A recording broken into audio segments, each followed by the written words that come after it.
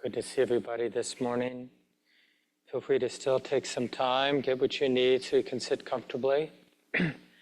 People who are new, we have extra supplies in the closet here in this room.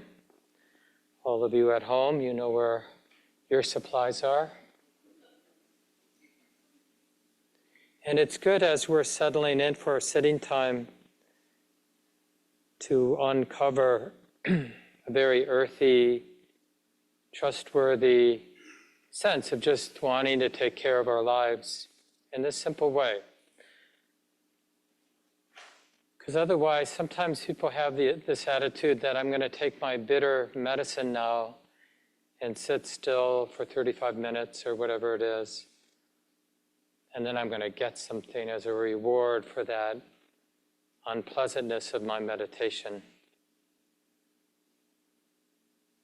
So let's have the attitude of sitting in a way and bringing forth a skillful attitude that actually, immediately, directly is taking care of our life. That's right here. How can we care for ourselves right here, right now?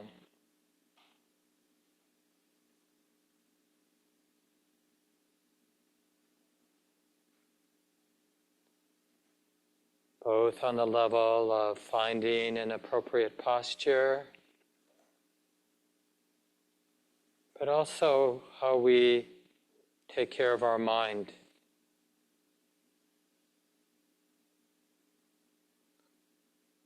It matters what we pay attention to. It matters what we bring to mind, what we keep in mind.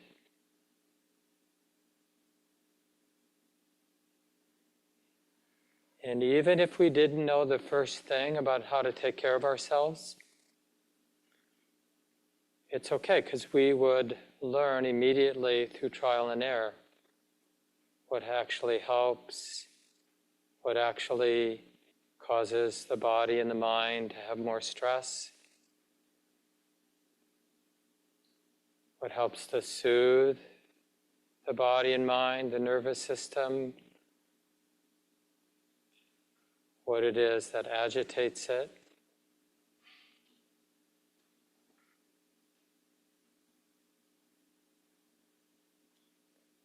And you might just check, just the simple act of acknowledging that I care about this life. Notice the effect that that has, that remembering the simple truth that I do in fact care about this life. This body here, this mind that's here. I care enough now to be close.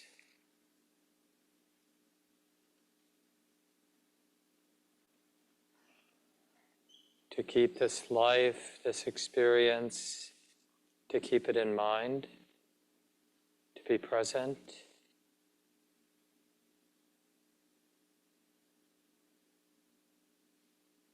And I care enough to naturally want to refrain from any mental or physical activities that might cause me and others harm in a little way or a big way.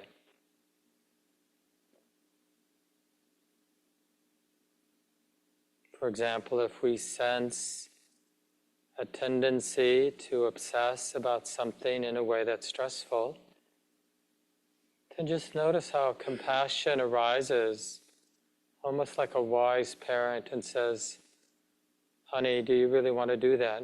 Do you need to do that now? Is it helping?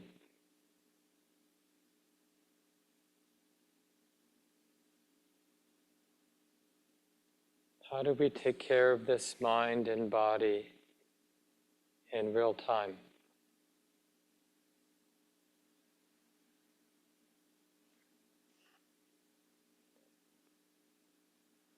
And as many of you know, sometimes the kindest thing to do, the wisest thing to do, is to give the mind something to connect with. Something that's relatively simple and wholesome, like being with the breath as it comes in, being with the sensations of the breath as it goes out, one breath at a time.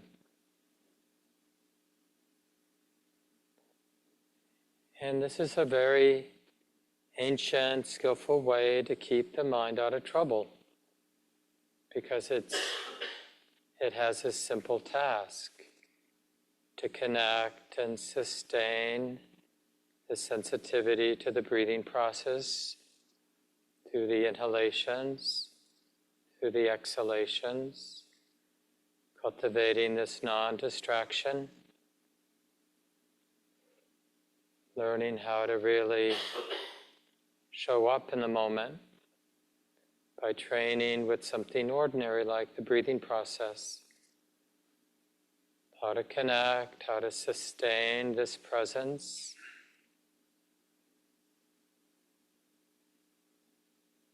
Now check it out for yourselves. Like, is that wholesome? In the sense of leading to my well-being, not taking from anybody else's well-being.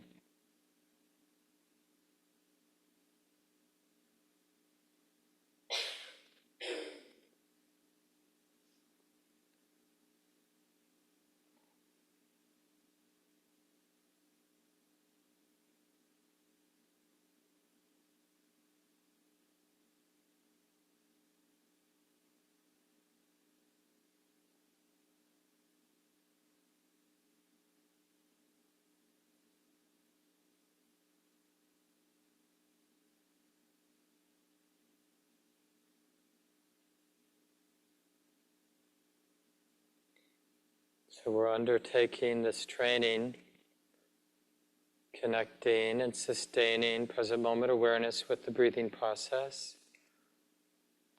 as an act of kindness and compassion toward ourselves.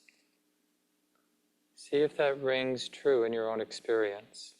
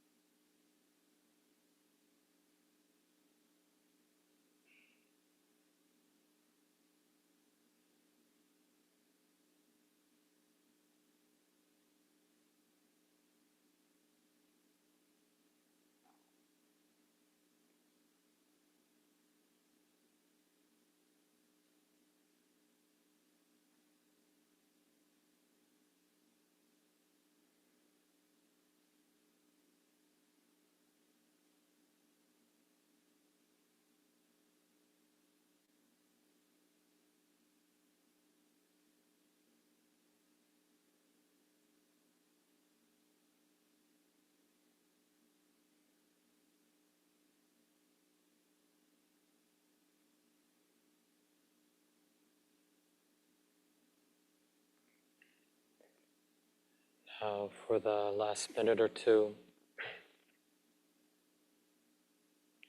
Just sense how rare it is for us to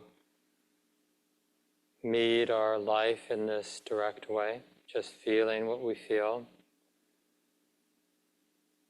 not manipulating or trying to get somewhere, but just, in a sense, receiving the experience of our bodies, receiving the experience of our thinking minds. And in this simple way, this direct way, we're learning how to take care of this life, what helps, what doesn't help.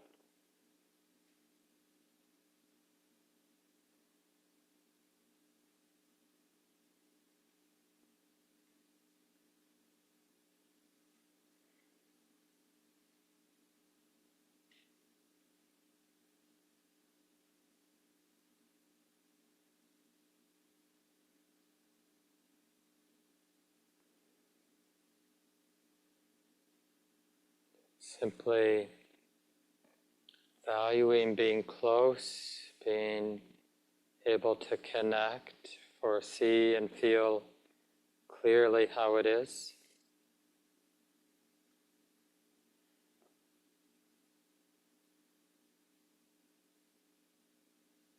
The truth of the moment.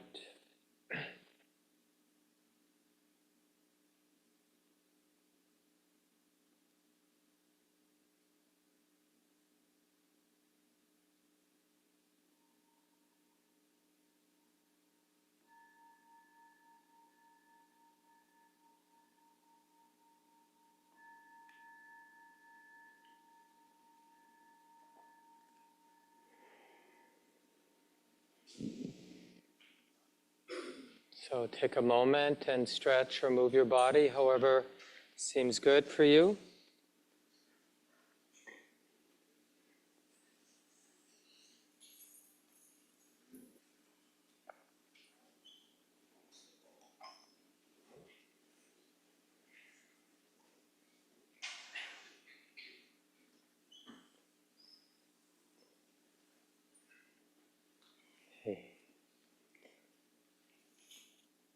It's interesting how challenging that can be. I'm sure not for everyone, but maybe for a lot of us.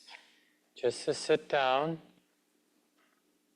and to let what we call our life, just let it move, let it reveal itself. So in a way, we're taking the role or the stance of the one who knows, the one who feels, the one who sees, the one who experiences. And having that intention not to get distracted.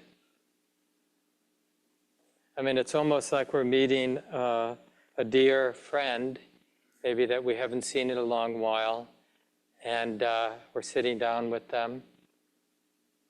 You know, it would be unkind to be thinking about something else when that person is there, laying, saying what they need to say, and we just can't bother to show up for them. I'm really busy thinking about this TV show I saw last night.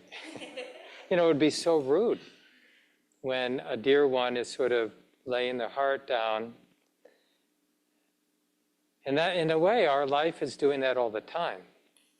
That direct, felt sense of what it means to be this. Right? It's right here. In all its sincerity, our life, putting it all out there for us. And a lot of the time, honestly, we just can't be bothered. And then when we do, have the inclination, very quickly we go, oh, this is why I don't want to connect with my life. It's unpleasant. It's hard. And we even, people who've been practicing for a while will even use sort of meditation objects not to connect, but to escape connecting. I'm going to be really with my breath, or really with a mantra, or really with a prayer, or really with a spiritual visualization, or whatever it might be. There are many different meditation objects that are used, in the Buddhist tradition and other spiritual traditions, of course. But there's ways to misuse those meditation objects or anchors and ways to use them skillfully. We're looking for a way into this moment, not trying to avoid this moment.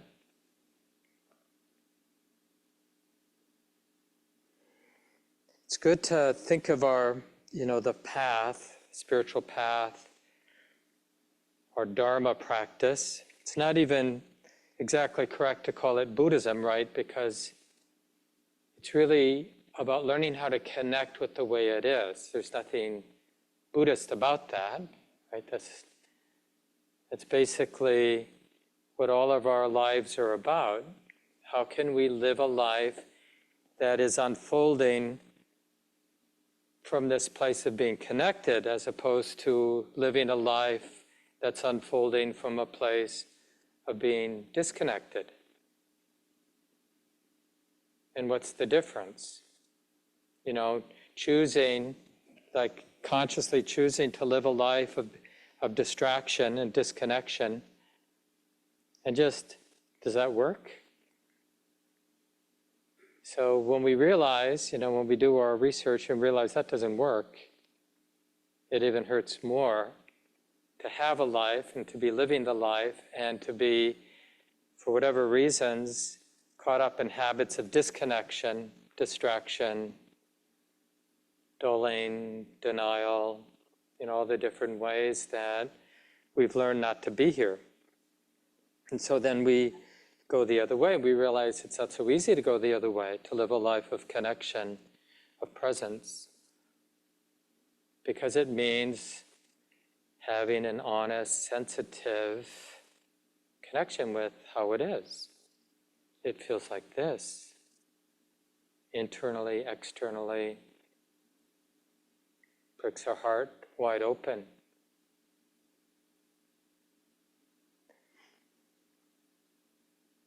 There's a teaching I like from a person I studied with a long time ago. He said something like, ordinary people are vulnerable some of the time, but those people who practice well, they're vulnerable all the time.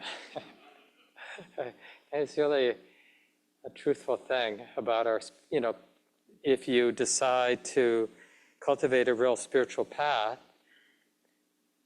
we're going to become more and more vulnerable all the time. And that will feel just right. That will feel like, oh yeah, this is the right way. This is a trustworthy way. You know how it is, things we run from and hide from become scarier.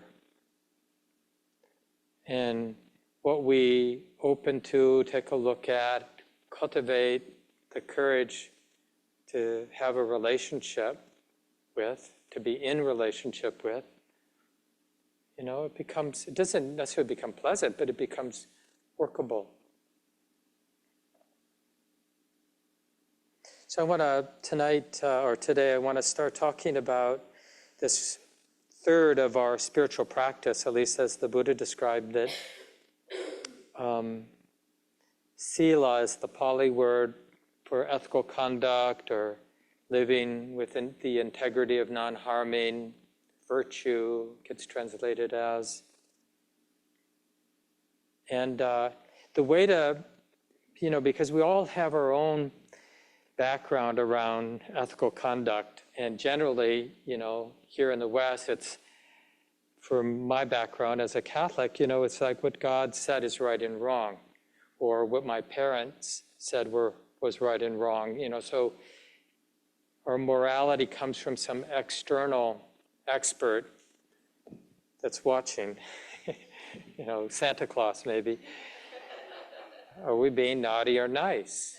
And we're trying, sometimes we are the rebel. I don't want to be told what to do. I want to find out for myself. And sometimes we're the good student doing what we're told or doing what we think we're told. But in Buddhism, it's really internal, arises with this internal sensitivity.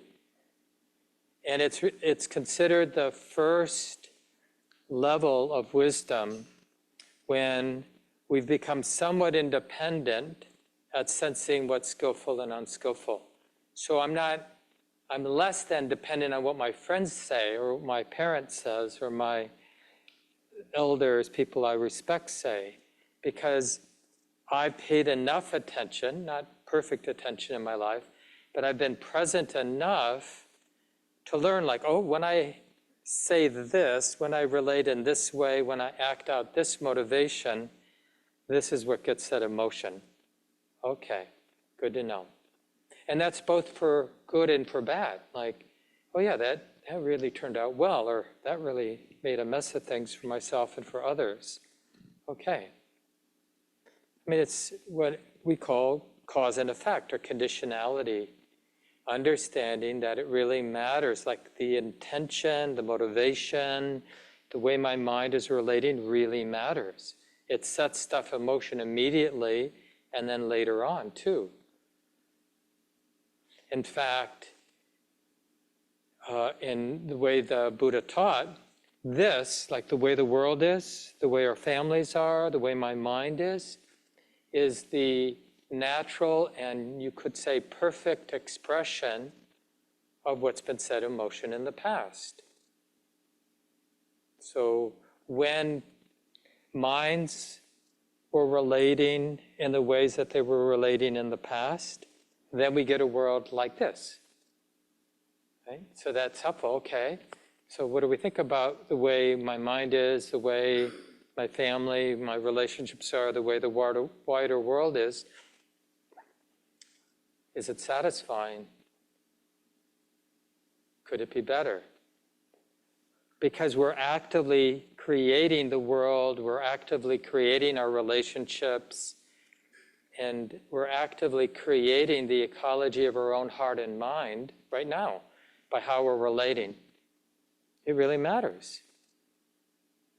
And in a Buddhist sense, sort of a primary expression of ignorance is when we think it doesn't matter.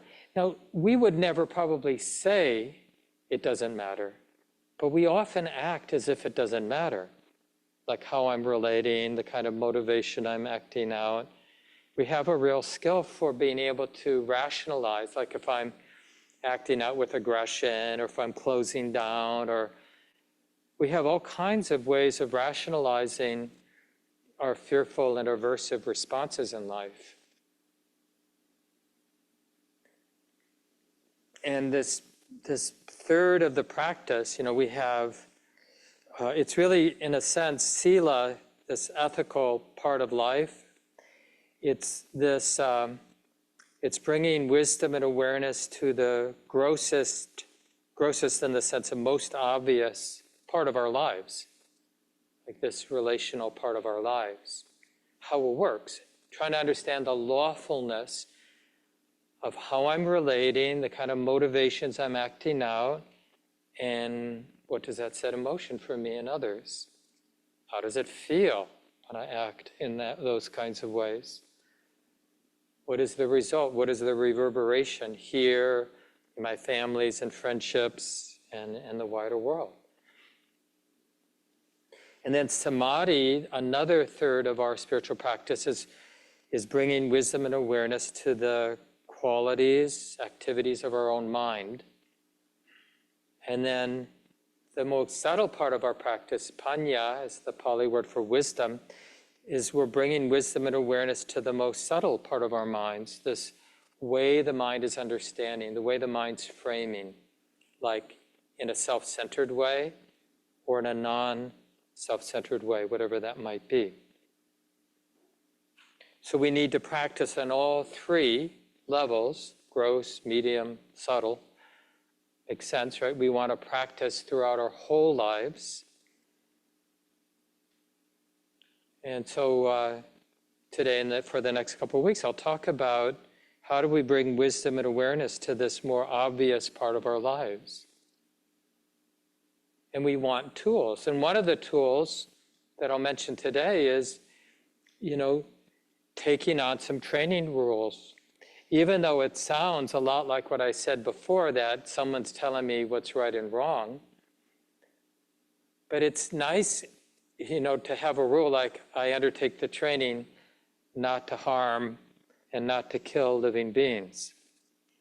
Some of you recognize that as the first precept, the first mindfulness training, as some teachers call it, that the Buddha would lay down. So when someone wanted to be a student of the Buddha, this is one of the things he would ask them to do, is undertake the 5 training precepts. I undertake the training not to cause harm, not to kill. I undertake the training not to take what hasn't been freely given to me, what isn't mine. I undertake the training to refrain from causing harm through sexual misconduct. I undertake the training to refrain from false speech, harsh speech, idle speech, slanderous speech, where you're using speech as a way to cause harm. And I undertake the training to refrain from intoxicating my mind in ways that make me careless, more prone to do stupid stuff, stuff that causes myself and others harm. So those are the 5 training precepts. And it's not so much to make us guilty, right? It's to make us interested. It's like, what can I do that will expose to myself what I need, what I'm not currently seeing clearly? So when I undertake the training, like I undertake the training not to cause harm, and I do this not every day, but several times a week, I'll do the refuges and precepts at home, just chant them or just say them in my own words. Depends on the day. Usually at the beginning of my sitting time. And well, then when I have that in my mind and I say that, I recite that with some sincerity. So then when a fly is bothering me in the house, then that's there. That resolve not to cause harm, not to kill.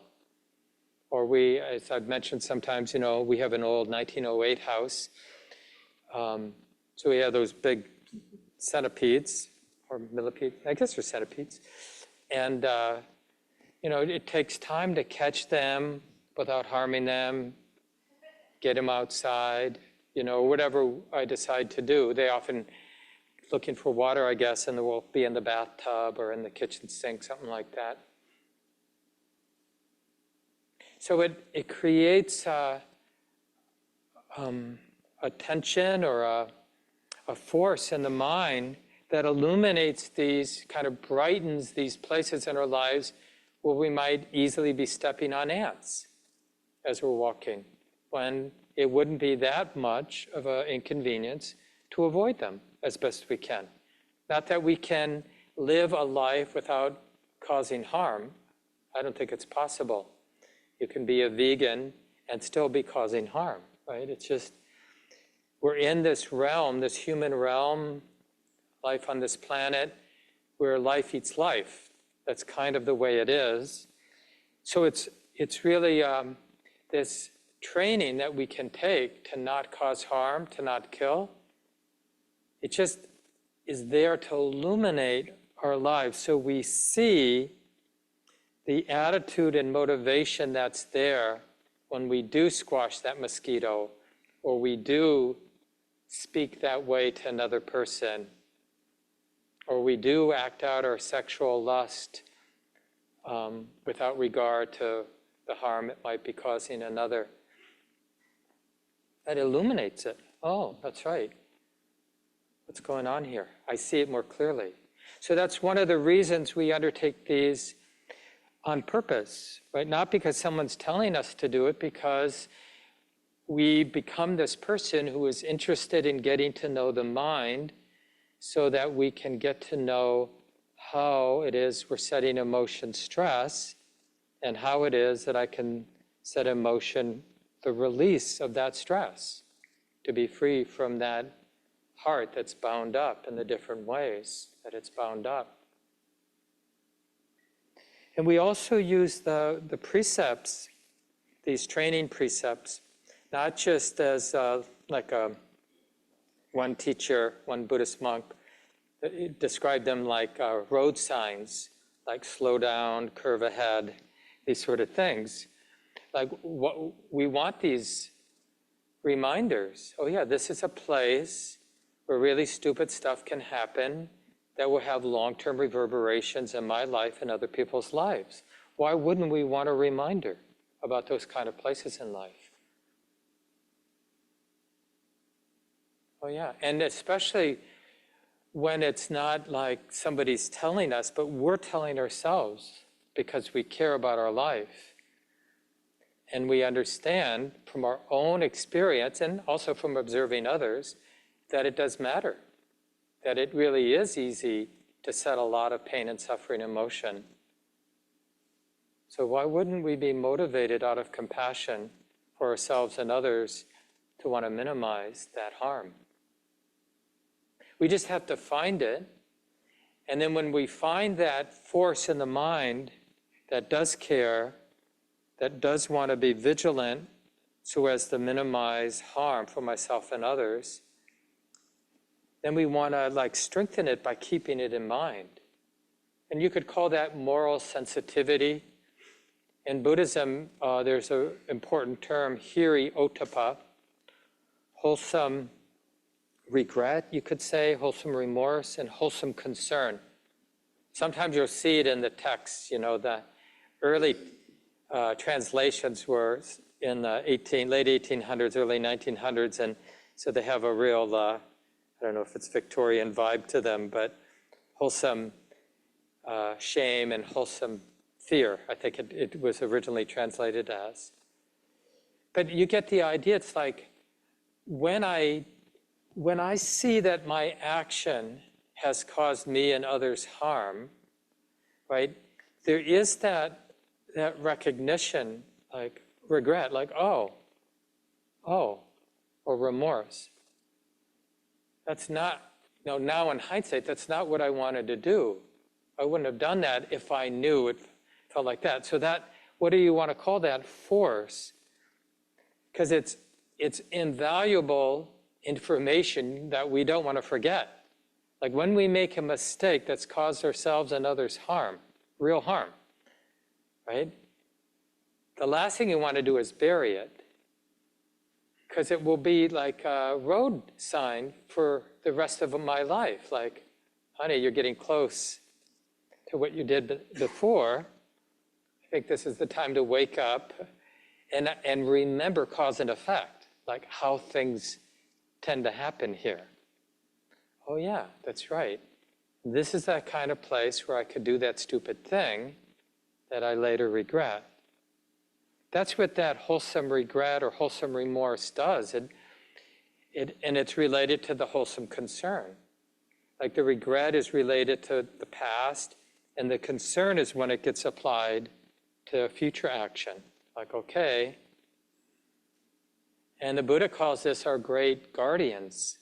This is what, we talk about how we want to be wise, and this is wisdom in the most earthy sense. That instead of wasting all of our successes and mistakes from the past, they've gotten organized as hiri ottappa, this wholesome regret and wholesome concern. They've been distilled. We've distilled from the past what's useful to remember, basically.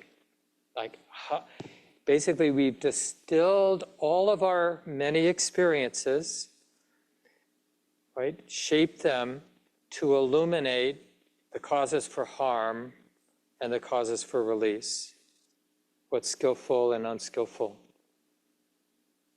It's like we got this internal moral sensitivity now. And it makes us more and more independent from other moral voices, what our friends say, what the elders say, because we have this internal mechanism. Conscience would be sort of our normal English word for it.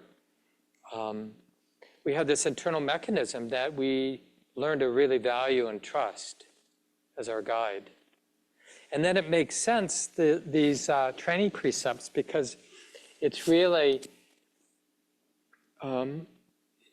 it's just what naturally would come out of that distillation. Oh yeah, isn't it true? Like, does anybody not understand how the area of sexuality is a place where harm can happen? It's like a no-brainer, of course. This is a place where there's a lot of force in our minds and our bodies, so it's easy to cause harm for ourselves and for others. Around possessions, that second precept, I undertake the training to refrain from taking what hasn't been given. Right? This is a place. We see something there, it's not mine. Nobody seems to own it. Maybe I'll take it.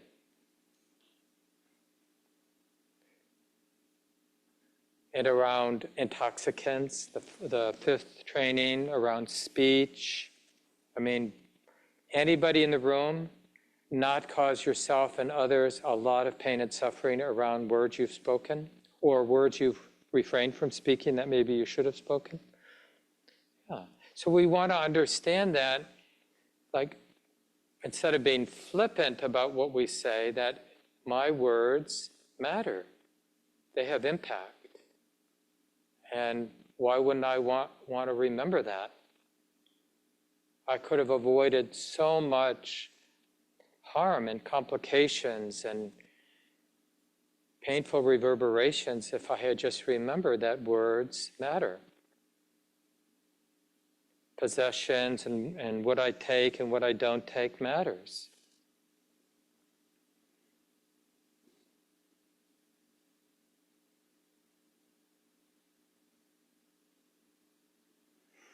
And there's sort of when we look at our lives, we can sort of see a developmental unfolding, where maybe the early stages we don't think it matters what we do, or we imagine that as some kind of ideal. Nobody's telling me to do anything, or maybe they are, but I'm just not going to listen to them, and I'm just going to do what I want.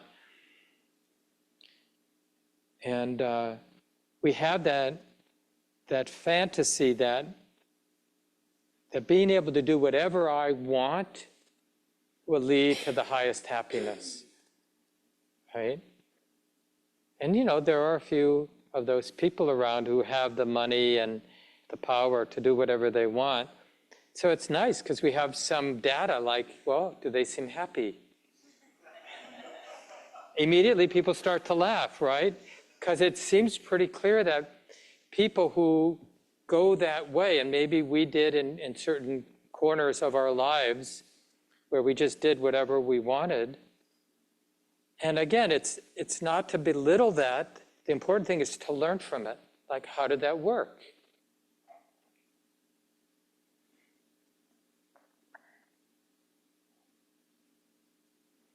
Is there any way, we'd like not to have to be responsible for each other, or even our own body is a pain in the butt.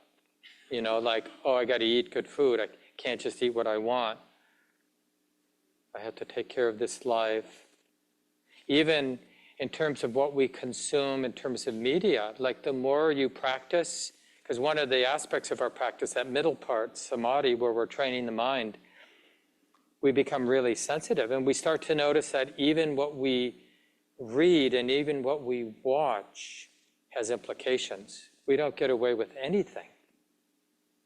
So all those choices have reverberations. And it's really, life is just a question of, are we going to listen to the data or not? Are we going to pay attention to cause and effect or not? This is the level of sila. And so that first developmental stage, you could say, is where it's like, it's a pain in the butt to pay attention to cause and effect.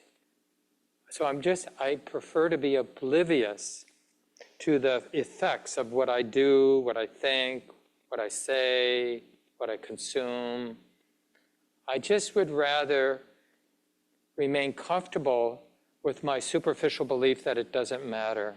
So I might as well just do what I'm inclined to do.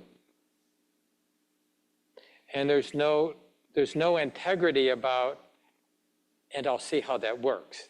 That part's not there. Like, I'll do it as an experiment, and I'll see if it really delivers. No. It's just like, no, I know this is the way. There's a kind of ignorant arrogance often when we're in that place, in those parts of our life where we are in that place. And then, the next maybe stage in development is looking for somebody to tell us what I should and shouldn't do, right? So, the sort of stereotype is, when someone's been a bad person, it's like, have them join the military. And they'll be told what's right and wrong, and they'll be better off for that. And I think that probably does work, because there is that developmental stage where we just need to take ourselves out of this wrong understanding that it doesn't matter and adopt something. And generally, it's an external thing.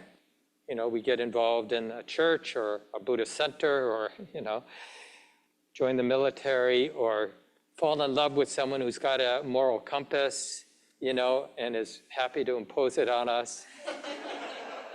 But something like that, or go home, move back in with the parents, and live under their moral umbrella or whatever it might be.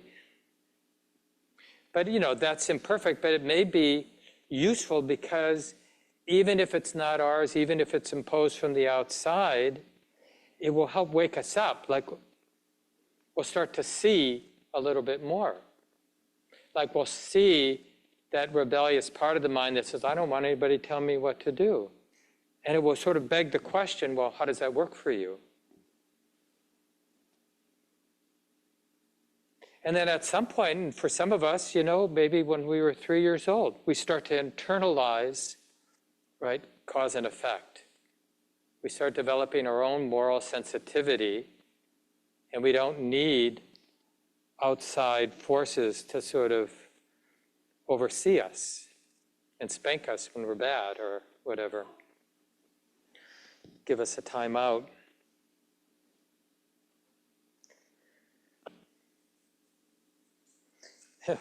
There's a really earthy, famous Thai Buddhist monk, Ajahn Mahabua. Didn't really have any formal education. And I think he had been a boxer. He has that sort of temperament and energy. I spent some time at his monastery before he died. He was like well into his 90s when he passed away about, maybe 7 years ago. But one of the great of this last generation in the Thai forest tradition. And he has this line. He said, what makes us different than dogs in heat? And when I was practicing in Burma on a long retreat, they have this meditation hall, and it's just screened, and it's pretty high up, like 20-foot wall of screens all the way around the meditation hall. So you get a little breeze. And I was practicing during the time when the dogs were in heat. And they would be, there's a platform that everybody sits on. So along the perimeter, right next to the screen wall, they have a platform, 1.5 meters wide. And people sit there above the ground a little bit. And so you're right next to the screen sitting. And the dogs would be 3 feet away, one dog in heat, and all the male dogs fighting viciously to fornicate with the female dog.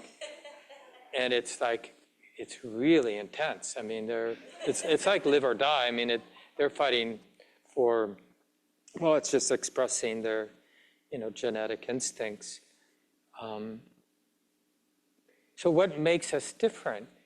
I mean, this reflective capacity that humans seem to have more than other animals, at least most of us, where we can reflect on, like, how is this working? Is there a better way? Because we still have a lot of the same impulses other animals have. It's not like those impulses have gone away, but we have this capacity, this reflective mind that can read cause and effect. Right? So then when we read cause and effect and we see what it sets in motion, then we have this capacity to feel the impulse to act out in an unskillful way, to hit somebody that made us angry. But I can feel that impulse to want to hit without having to hit. But it takes some training, right? To realize that's a capacity that we have. I can feel lust without acting on it. I can really like the watch you're wearing or the shoes you have without taking them. And that's like a superpower, a moral superpower. We call that, I think the line in English is something like the sleep of the just. When in Buddhism, it's called the bliss of blamelessness, right? Where we have all the impulses that we have because we're an animal, because our minds have been conditioned the way they have been conditioned through our culture. So we have the mind, the conditioned minds that we have, but we've developed this capacity to see those impulses and to, in a sense, read them as, how would this work? Would it be for my well-being and the well-being of others or not? What would be the result if I were to act on this impulse? Right? We can sense that. But it's just interesting how, like in Buddhist practice, the way the Buddha taught, this would be the most immediate way to increase the happiness in a life. Like if somebody came up to you, let's say you have a daughter, son, whatever, or a nephew, niece, and they came up to you and said, I don't know what ends up and down, help me. I'm not that happy, I want to be happier. Well, from the Buddhist point of view, the most practical advice we can give somebody, like we can give to ourselves today, is to cultivate this moral sensitivity will lead to the most immediate and greatest benefit in our happiness. Just to get interested in sila and moral sensitivity. And what it is, that makes it a little bit more understandable, is just avoiding unnecessary mistakes where we cause ourselves and others harm, right? That's like the low-hanging fruit in terms of taking care of our well-being. And it's like lawful. If we develop moral sensitivity, this integrity about our actions of thought, our actions of words, our actions of deeds, what we do with our bodies, if we develop this sensitivity, this capacity to sense, like when we do have an impulse to do something, some motive force in our heart to do something, to say something, to think something, if we have this capacity to morally sense what that's going to set in motion, that really protects us. You can just imagine last week without you having done those 6 or 7 or 27 things, how much nicer your experience would be right now. Oh yeah, I could have said that, but I didn't say that to that person. I could have rolled my eyes at my partner, but I didn't. All those little things that then have all the reverberations that they have. I could have taken the biggest piece of pie, but I didn't. I offered it to my friend or my partner or whatever. These things matter.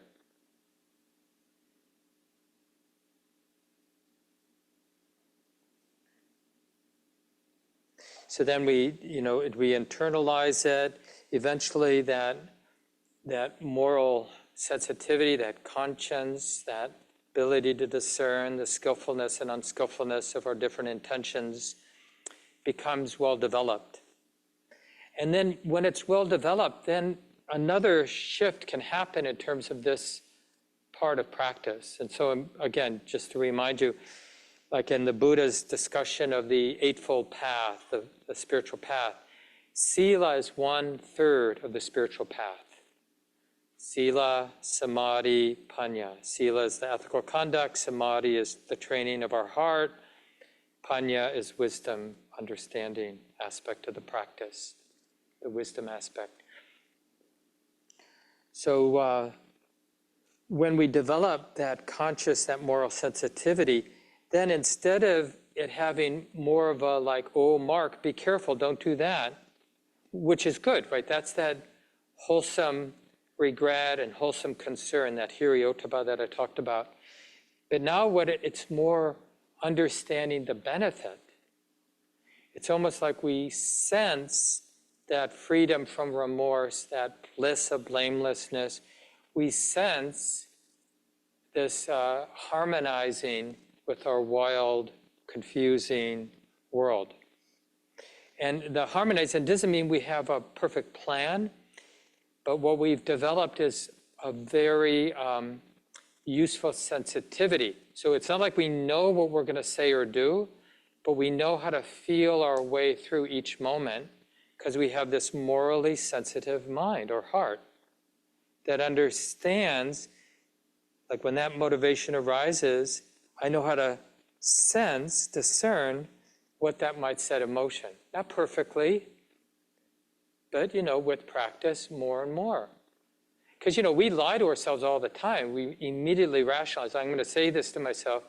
Oh, yeah, and that's justifiable. I'm going to say this to you. Oh, yeah, and that's justifiable. We rationalize our unskillful behaviors. But the moral sensitivity sees the whole picture. It sees the rationalization, and it senses, like, oh, yeah. It's like it has that honesty, like, you do that, fine, you can do it. It's in your power to do that, to say that, to act that way. But this is what's likely to unfold from that. And so, but instead of scaring us into, more wholesome behaviors, then it's more seeing, like, not wanting to, like, feeling the goodness in our lives and not wanting to mess with it. Why would I mess with that? Feeling and appreciating that moral integrity around harming ourselves, harming others. It's like there's a thing of beauty. It's described in the tradition as a scent, a smell that goes even against the wind, goes everywhere, up to the heavens, down to the hells. Somebody who has a lot of moral integrity. And again, when we hear that, we just think of someone who's full of themselves. But it's really this, it's a kind of wisdom, like I mentioned, this earthy wisdom that knows what's skillful and unskillful, knows the consequences of action, actions of thought, speech, and deed, with our bodies. Knows what those things set in motion. And there's something, like we sense that person having a lot of integrity. And it's like what we sense from them is really this gift of non-harm. Like, I don't have to be afraid of that kind of person because they're sensitive in a way around harming. And you know how it is around certain people, we don't have that sense of safety. Like, I don't know what that person's going to do. So this is that maybe the next stage in the development of this part of our practice is we're guided less from the hiriyottapa, the wholesome regret and wholesome concern, and more from the freedom that we're experiencing from that moral integrity. And then eventually it just becomes natural. In the tradition, it's said that, an awakened one, someone who's finished their spiritual practice, is incapable of causing harm. And then, of course, there's always these examples. So then some younger monks ran to the Buddha and said, hey, this elder who's so respected, we saw him stepping on ants. And they were tattling on to the Buddha.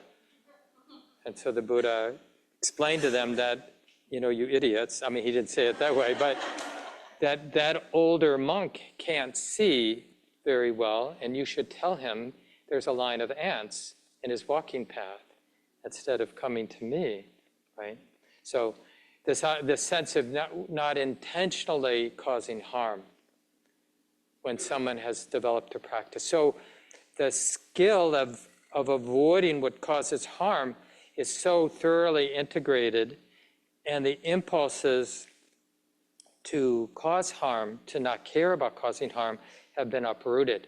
So then it's just natural. It isn't, there's nothing left of that, oh, I should be careful here. Because it's just the habits of the mind, you could say, have been reformed. So I'll leave it here. Nice to have you all here today. Now, there's always optional small groups, and in a moment, Austin, who's our tech person today, thank you, Austin, will sign over the Zoom to Lucy, who will divide you into small groups. But one of the things for everyone to think about is like, well, which of those 5 precepts might you want to develop to get interested in? Just keep one in mind for a couple weeks. Non-harming, not taking, around sexual misconduct, around speech, around intoxicants.